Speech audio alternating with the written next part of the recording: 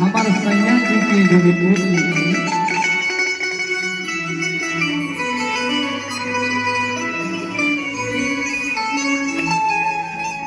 सोची सोची जिया हमारा अरे सोची सोची जिया हमारा काहे खबरता दरगा जी हो काले दिन से पियवा पाता पाता दरगा जी हो काले दिन से पियवा पाता पाता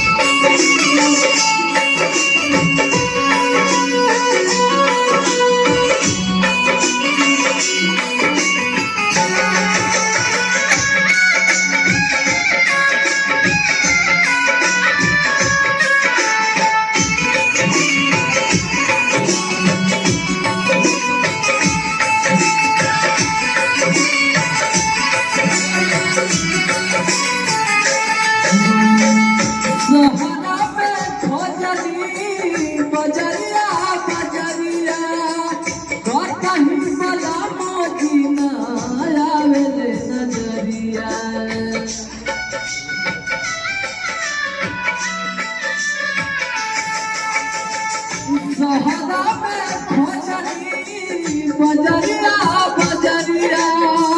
कतनो बोला मदीना आवे नजरिया कतनो लगावे ताली लगत नहीं के पता दरगा जी हो चार दिन से पियवा पाना पाता दरगा जी हो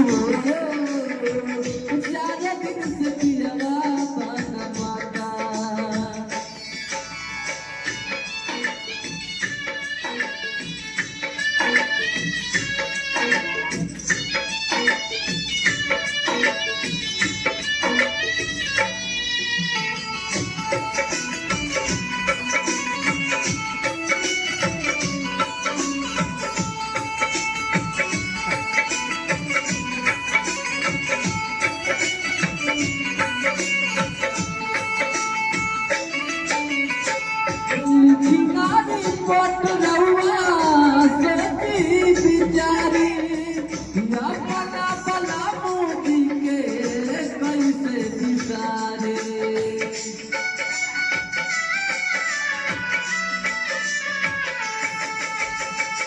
लिखना पट रहुआ सती बिचारी अपना भला मोदी के कैसे बिसारे उनके खातिर रोवे ननका खाना नहीं खाता दरगा जी हो सारा दिन से पियवा पाना पाता दरगा जी हो सारा दिन से पियवा पाना पाता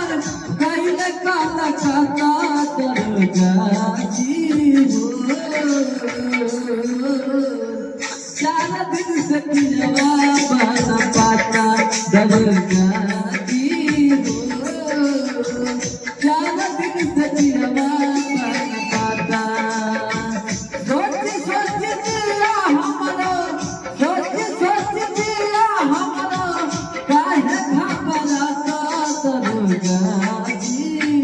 हो सारा दिन सदिनवा पाता पाता दुर्गाजी हो सारा दिन सदिनवा पाता पाता दुर्गाजी हो सारा दिन सदिनवा पाता पाता